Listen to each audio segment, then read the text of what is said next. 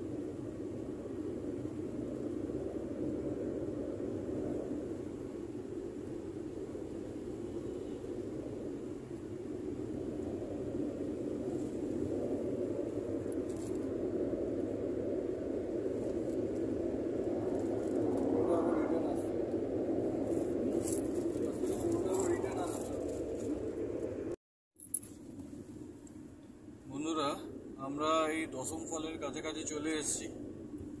তো এখানে দশম ফলের যখন ঢুকছিলাম, যে রাস্তাটা দশম ফলের দিকে আসছে মেন হাইওয়ে থেকে, ওখানে ঢোকার মুখেই একটা চেকপোস্ট আছে। ওখানে আপনাদের নাম এন্ট্রি করতে হবে, গাড়ির রেজিস্ট্রেশন নাম্বার এন্ট্রি করতে হবে, কারণ এখন বুঝতেই পারছেন ইলেকশনের টাইম, তো ওই জন্য এখানে সব এন্ট্রি করাচ্ছে। আর এই দশম ফল যাওয়ার যে রাস্তাটা খুবই সুন্দর, পুরো টারম্যাক রাস্তা খুবই ভালো, কোনো রকম অসুবিধা নেই। আপনারা চাইলে দশম ফলটা তো চাইলে কি আমি বলবো এটা মাস্ট ভিজিট, কারণ দশম ফলটা খুবই সুন্দর একটা ফলস, ঝাড়খণ্ডে অবস্থিত। তো আমরা এখন সেখানেই যাচ্ছি। রাস্তাটাও যে যাওয়ার রাস্তাটা সেটাও খুবই সুন্দর।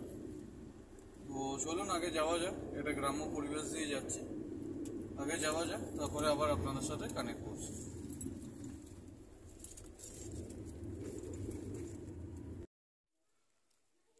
বন্ধুরা, আমরা এই দশম ফলে এলাম। আমাদের গাড়ি জাস্ট ওখানে পার্ক করে ঠিক এখান থেকে একটা এরকম সরু রাস্তা চলে গেছে টুয়ার্ডস ফলস। তো এখন সেখানেই যাচ্ছি। এই সামনেই হচ্ছে দশম ফলস। তো চলুন এই সামনেটাতে যাই, গিয়ে আপনাদেরকে ভিউ দেখাচ্ছি।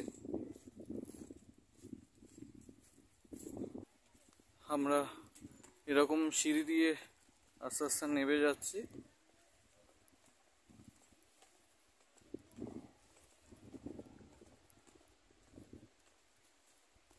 এখানে বসার জায়গাটাও রয়েছে, ক্যাফেটেরিয়াও রয়েছে। তো এই হচ্ছে দশম ফলস।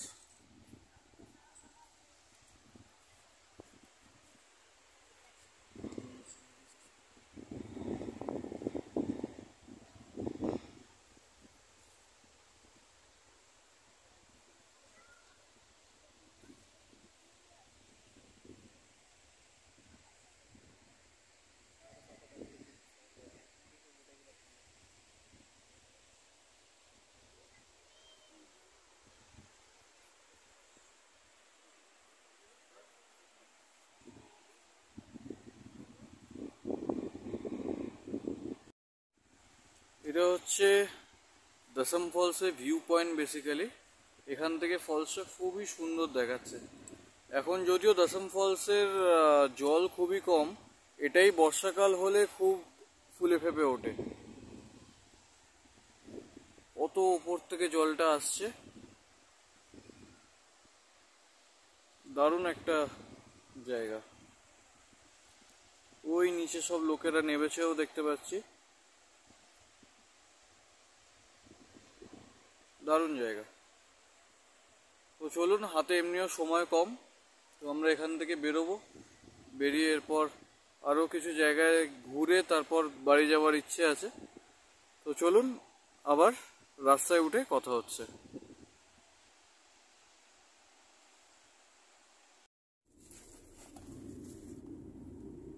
বন্ধুরা, আমরা দশম ফল থেকে বেরিয়ে বাঁদিকে একটা রাস্তা চলে গেছে, সেটা দিয়ে এখন চলেছে সূর্য মন্দির, যেটাকে বলা হয় দ্য সান টেম্পল। তো সেখানে যাচ্ছে এখন। রাস্তাটা খুবই সুন্দর, একটু ভাঙাচোরা আছে, বাট আদারওয়াইজ ওভারঅল খুবই রাস্তাটা ভালো। সিনিক বিউটি খুবই দারুণ, এরকম জঙ্গলের ভেতর দিয়ে দারুণ রাস্তা। তো চলুন আগে যাওয়া যাক, আগে গিয়ে তারপর আপনাদের সাথে আবার কথা বলছি।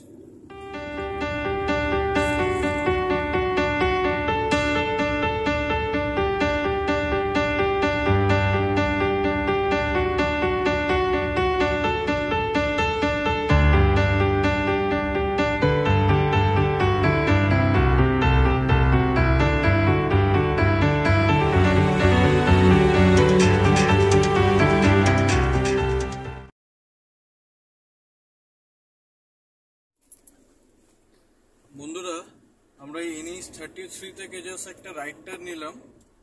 রাইট টার্ন নেওয়াতেই হচ্ছে এই সূর্য মন্দিরের গেট। আর এই সামনে দেখুন এই রাস্তাটা উঠে গেছে। আমরা এখন এই চড়াইটা চালু করছি।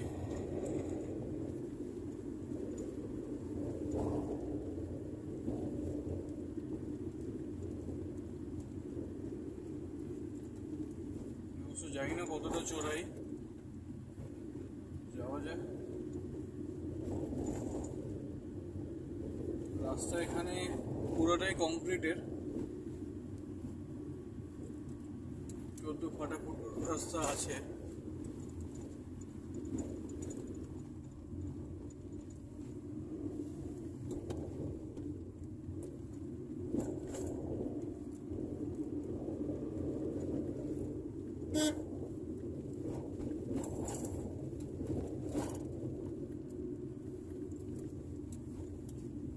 প্রায় চলে এসেছি।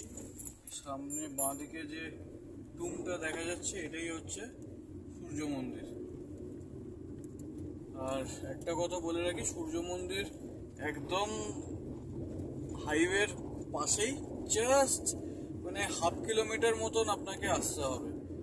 আর তার থেকে বড় ব্যাপার হচ্ছে সূর্য মন্দিরের এখান থেকে আপনার ভিউ খুব ভালো, আর গাড়ি আপনার একদম উপর অব্দি যাবে।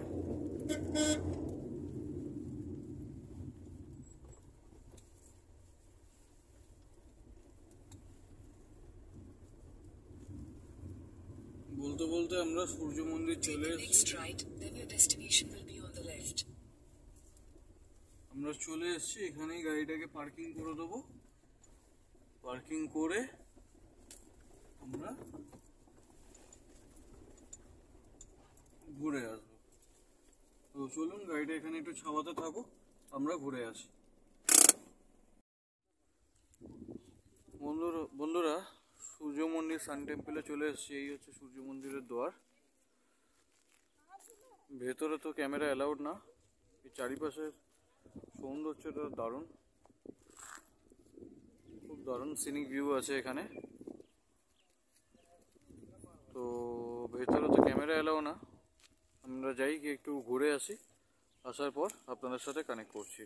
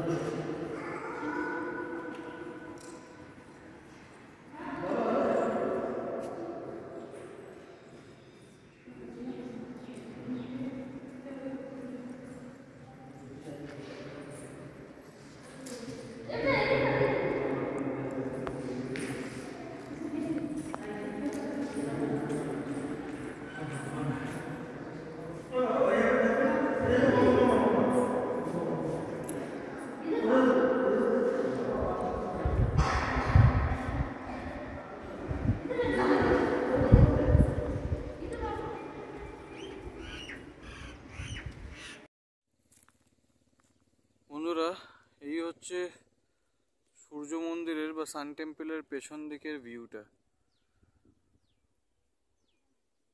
পুরো মনোমুগ্ধ করা ভিউ। আর এই হচ্ছে মন্দিরের টুম। তো চলুন, আমরা আর এখানে বেশিক্ষণ কাটাচ্ছি না, কারণ এখান থেকে ইচ্ছে আছে দেউরি মন্দির যাওয়ার, যেটাকে ধোনির মন্দির বলা হয়। কারণ MS ধোনি, মানে মহেন্দ্র সিং ধোনি, আমাদের ক্রিকেটার, উনি অ্যাকচুয়ালি খুব মানেন ওই মন্দিরটা, এবং ওটা হচ্ছে একটা দুর্গা মন্দির বলে, খুবই জাগ্রত। তো সেখানেই যাওয়ার ইচ্ছে রয়েছে। এখান থেকে খুব একটা দূর না, ওই 25-30 কিলোমিটার মতো। তো চলুন ওখানে যাওয়া যাক। আমরা এখান থেকে বেরোই, আপনাদের সাথে আবার আগে রাস্তায় কানেক্ট করছি। বন্ধুরা, আমরা এখান থেকে বেরিয়ে পড়লাম দেউরি মন্দির থেকে। বেরিয়ে হাফ কিলোমিটারের মধ্যে একটা রেস্টুরেন্ট পেয়েছিলাম। ওখান থেকে একটু খাওয়া দাওয়া করে নিলাম। সকাল থেকে তো ব্রেকফাস্ট করিনি, পুজো দেবো বলে। তো ওই ব্রেড অমলেট আর চা, টোটাল আমাদের বিল হলো 375 টাকা। এসি রেস্টুরেন্ট, গরমের মধ্যে আর পারছিলাম না। তো সব খাওয়া দাওয়া করে এখন বেরিয়ে পড়লাম। এখন টাইম হচ্ছে 12:40।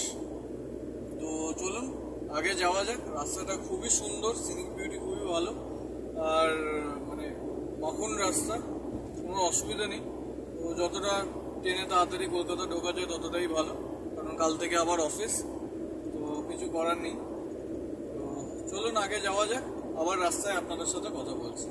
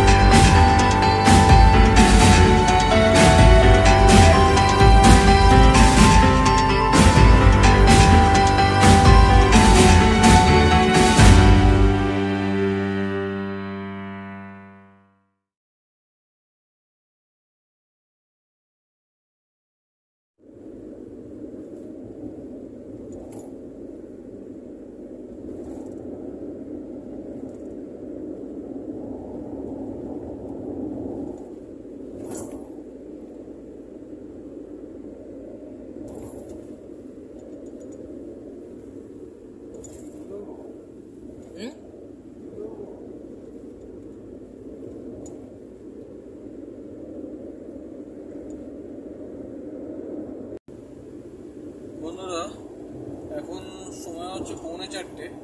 আমরা জাস্ট একটু লাঞ্চ কমপ্লিট করলাম। এখন লাঞ্চটা করলাম একটা সেরকম কোনো ফেমাস ধাবা না, জাস্ট একটা রোড সাইড ধাবা থেকে, কারণ সেরকম কিছু পাচ্ছিলাম না।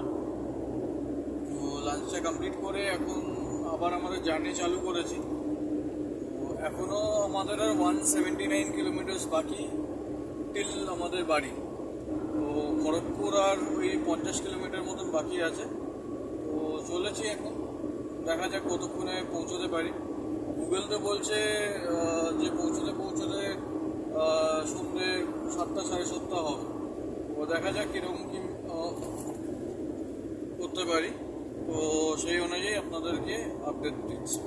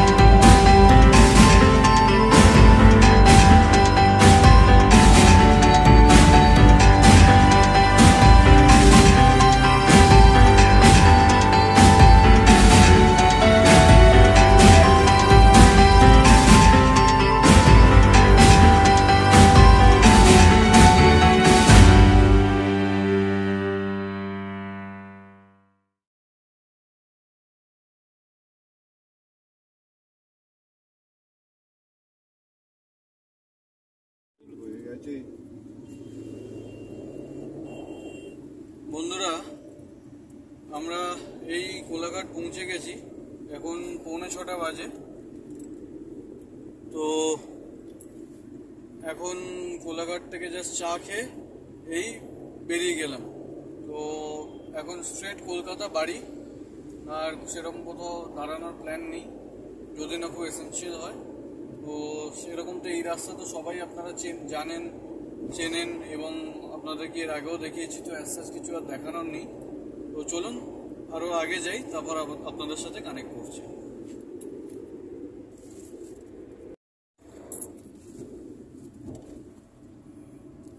বন্ধুরা, আমরা এই দ্বিতীয় হুগলি সেতু দিয়ে এখন কলকাতা ঢুকছি। তো আমাদের এই রাঁচির যে ট্রিপ বলবো না, এই আমার যে দাদার যে বিয়ে ছিল তার দৌলতে যে একটা ছোটোখাটো একটা ট্রিপ হয়ে গেল, সেটা এই শেষ হয়ে এসছে। আর এই ব্লগটাকে আর বেশি বাড়ালাম না, আমি এই দ্বিতীয় হুগলি সেতু থেকেই এই ব্লগটাকে শেষ করছি। তো আপনাদের সাথে দেখা হবে আবার এক নতুন কোনো ব্লগে। ততক্ষণ tata, take care and good bye.